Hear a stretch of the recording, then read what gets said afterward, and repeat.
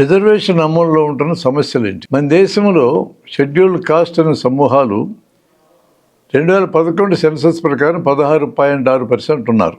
వాళ్ళకి రిజర్వేషన్ 15% ఇచ్చారు. అంటే జనాభాతో ఈక్వల్ కూడా ఇవ్వాల. 2011 సెన్సస్ ప్రకారం ఎస్టీలు 8.6% ఉన్నారు. వాళ్ళకి 7.5 రిజర్వేషన్ ఇచ్చారు. ఎస్సీ కులాలు దాదాపు 1200 కులాలు ఉన్నాయి. 1200 కులాల్లో 2 కులాలు ఎక్కువగా ఈ రిజర్వేషన్ ఉపయోగించుకున్నారు. అందులో కొన్ని కుటుంబాలే పదే ఉపయోగించుకున్నారు. ఎస్టీలు దాదాపు 730 కులాలు ఉంటే అందులో ఒక్క కులమే ఎక్కువగా రిజర్వేషన్ వాడుకుంది. అందులో కొన్ని కుటుంబాలే పదే వాడుకున్నాయి. రిజర్వేషన్ సూత్రప్రాయంగా సరైనది అయినప్పటికీ రిజర్వేషన్ అమలులో ఉన్న ఈ సమస్య చాలా పెద్ద సమస్యగా మారింది. అంటే కొన్ని కులాలే వాడుకోవడం, కొన్ని కుటుంబాలే వాడుకోవడం వల్ల మిగతా కులాల వాళ్ళకి రిజర్వేషన్ ఫలాలు అందకపోవడం, మిగతా కుటుంబాల వారికి కూడా రిజర్వేషన్ ఫలాలు అందకపోవడం జరుగుతుంది. ఈ సమస్యని సమాజంలో పరిష్కరించకపోతే ఎంతకాలం రిజర్వేషన్లు ఇస్తే ఈ సమస్య పరిష్కారం అవుతుంది? ఎంతకాలం ఇచ్చినా పరిష్కారం కాదు. దానికి 4 జవాబులు ఉన్నాయి.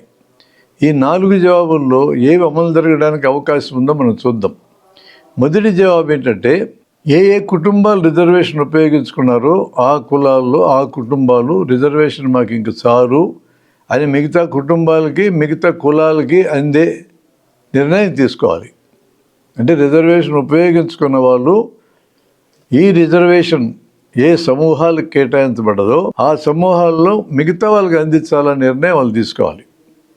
రెండవ ఆన్సర్, ప్రభుత్వమే శ్రద్ధ తీసుకుని రిజర్వేషన్ ఉపయోగించుకుని అభివృద్ధి అయినటువంటి వాళ్ళకి రిజర్వేషన్ ఆపి అనుకున్న వాళ్ళకి అందించాలి. మూడో జవాబు, పౌర సమాజం అంతా, ఇతర కులాలు ఇతర మతాలు అందరూ కూడా మీరు కొద్దిమంది రిజర్వేషన్ ఉపయోగించుకొని నిరంతరం మీరే బాగుపడితే మీ వెనుకున్న వాళ్ళ సంగతి ఏంటి అని ఒక సామాజిక స్పృహతో ప్రశ్నించాలి. ఇక నాలుగవది, ఆ సమూహంలో ఉన్న అన్ని కులాలు లేదా అన్ని కుటుంబాలు చదువుకోవటం ద్వారా రిజర్వేషన్కి అర్హత సాధించి ఆ సమూహంలోని ఒకరితో పోటీపడి ఎంత రిజర్వేషన్ వాళ్ళు కేటాయించబడదో ఆ రిజర్వేషన్ని ఆ పోటీలోంచి తీసుకోవాలి. 4 ఆన్సర్లు ఉన్నాయి. ఈ లాజికల్ ఆన్సర్స్. వీటిల్లో మొదటి ఆన్సర్ అమలు జరిగే అవకాశం లేదు. ఎందుకంటే రిజర్వేషన్ ఉపయోగించుకున్నటువంటి వాళ్ళు మాకు ఇంక చాలు, మా అనుకోలకి ఇవ్వండి అని అనడానికి సిద్ధంగా లేరు. దానికి అనేక కారణాలు ఉన్నాయి. రెండవది, ఇతర కులాల వాళ్ళు రిజర్వేషన్ ఇప్పుడు మీరు ఎందుకు వాడుకుంటారు, మీ అనుకోలకి ఎందుకు ఇవ్వరు అనే సమస్య రాదు ఇక్కడ. ఎందుకంటే అలా అన్నప్పుడు ఆ రిజర్వేషన్ ఉపయోగించుకుంటున్నటువంటి కులాల నాయకులు వీళ్ళ మీద ఒత్తిడి చేసే అవకాశం ఉంది.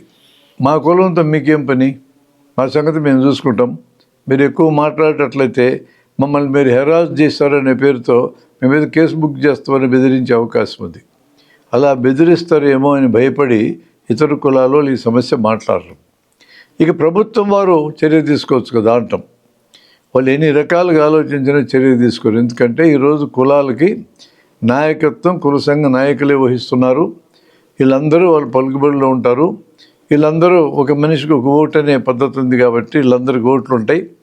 ఈ ఓట్లని రాజకీయాల్లో ఉన్న వాళ్ళు తమ వైపు మలుచుకోవాలంటే కుల సంఘ నాయకుల మీద ఆధారపడుతున్నారు. కుల సంఘ నాయకుల మీద కులంలోని ఇతరులు ఆధారపడుతున్నారు.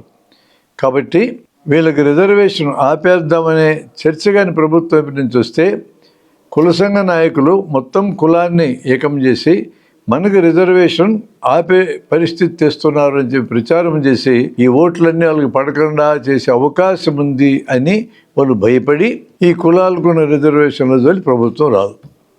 ఇక మిగిలింది ఒకే ఒక్క అవకాశం. ఈ అవకాశం ఏంటంటే అందరూ చదువుకొని అందరూ పోటీ పడితే ఆ సమూహంలో వాళ్ళతో వాళ్ళే పోటీ పడతారు. కాబట్టి బయట వాళ్ళు ఎవరు ప్రమేయం లేదు. కాబట్టి ఒకవేళ ఆ పోటీలో ముందుకొచ్చి ఆ రిజర్వేషన్ అందుకునే స్థాయికి కానీ చదువుకున్న వాళ్ళు వస్తే ఖచ్చితంగా వాళ్ళకి రిజర్వేషన్ వాళ్ళు అందించాల్సిన అవసరం వస్తుంది. కాబట్టి కొన్ని కుటుంబాలే కొన్ని కులాలే పదే ఉపయోగించుకోవటం అనే పరిస్థితికి ఒక జవాబు అందరూ చదువుకోవడం ద్వారా వస్తుంది. ఇది గుర్తించిన ఎస్ఆర్ శంకరన్ గారు వెనకబడినటువంటి వాళ్ళకి హాస్టల్స్ పెట్టి చదివించాలని చెప్పి ప్రయత్నం చేశాడు. ప్రభుత్వాన్ని ఒప్పించాడు. ఆయన బ్రాహ్మణ్, ఆయనేమి సమూహాలకు సంబంధించిన ఆయన కాదు. అలాగే బ్రాహ్మణ్ అయినటువంటి బాలగోపాల్ గారు కూడా ఇదే రకమైన ఆలోచనతో ప్రయత్నం చేశాడు. గుంటూరులో చంద్రశేఖర్ లాయరు, ఆయన కూడా లేడు, మరణించాడు. వీళ్ళందరూ ఇప్పుడు లేరు. అతను కూడా బ్రాహ్మణే. అతను ఈ సమూహాలు చదువుకోవాలనే ఉద్దేశంతో ప్రోత్సహించినటువంటి వాళ్ళు ఉన్నాడు. కేవలం ఎస్సీ నాయకులే కాకుండా, ఎస్టీ నాయకులే కాకుండా ఇతర కులాలకు సంబంధించిన వాళ్ళు కూడా సమాజం యొక్క శ్రేయస్సు కోరినటువంటి వాళ్ళు ఈ వెనుకబడిన సమూహాలు చదువుకోవాలని చెప్పని ఒత్తిడి చేసి వాళ్ళందరికీ సహాయపడినటువంటి వాళ్ళు చాలామంది ఉన్నారు. వాళ్ళు అలా సహాయపడినప్పుడు మా కులాల సమస్య మీరెందుకు పట్టించుకోవాలా అని కొంతమంది నాయకులు అనొచ్చు. కానీ ఇక్కడ చదువు అనే సబ్జెక్ట్ కాబట్టి, పూలే దగ్గర నుంచి అందరూ కూడా చదువుకోమనే చెప్పినారు కాబట్టి, చదువు అనే దాన్ని ప్రమోట్ చేస్తే ఎవరి మీద కూడా కుల సంఘ నాయకులు వాళ్ళని ఒత్తిడి చేసే అవకాశం ఉండదు. రిజర్వేషన్ల గురించి మాట్లాడితే ఒత్తిడి వస్తే కానీ చదువుకోమని చెప్తే ఒత్తిడి రాదు.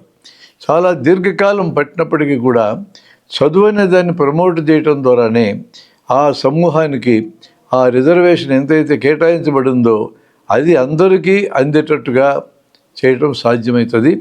మిగతా 3 ఇప్పుడు పనిచేయటం లేదనేది మనకు అర్థమైంది.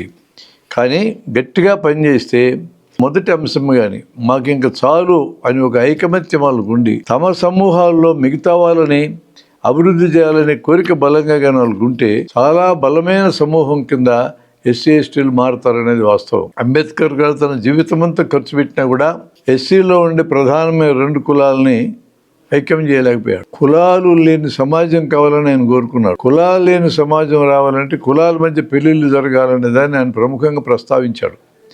ఈ 2 ప్రధానమైన కులాల మధ్య పెళ్ళిళ్ళు జరిగే సమస్య లేదు ఈ రోజున. మరి ఎందుకు ఇలా జరుగుతుంది? ఇప్పుడు మాలా మాదిగా ప్రధానమైన కులాలు వీళ్ళిద్దరూ కలిస్తే ఎస్సీలో మెజారిటీ భాగం అవుతారు. మిగతా అన్ని కులాలు కొద్ది భాగాలే. ఈ 2 కులాల మధ్య వివాహాలు జరగవు.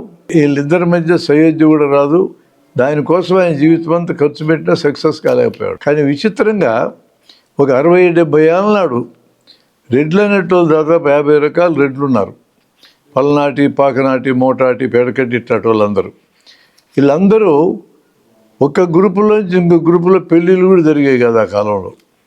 కానీ 60 ఏళ్ళల్లో వాళ్ళ మధ్య ఉన్నటువంటి కుల భేదాలను రద్దు చేసుకొని రెడ్లంతా ఒకటే అనే ఒక స్పృహ తెచ్చుకొని రాజకీయంగా బలంగా తయారైనారు.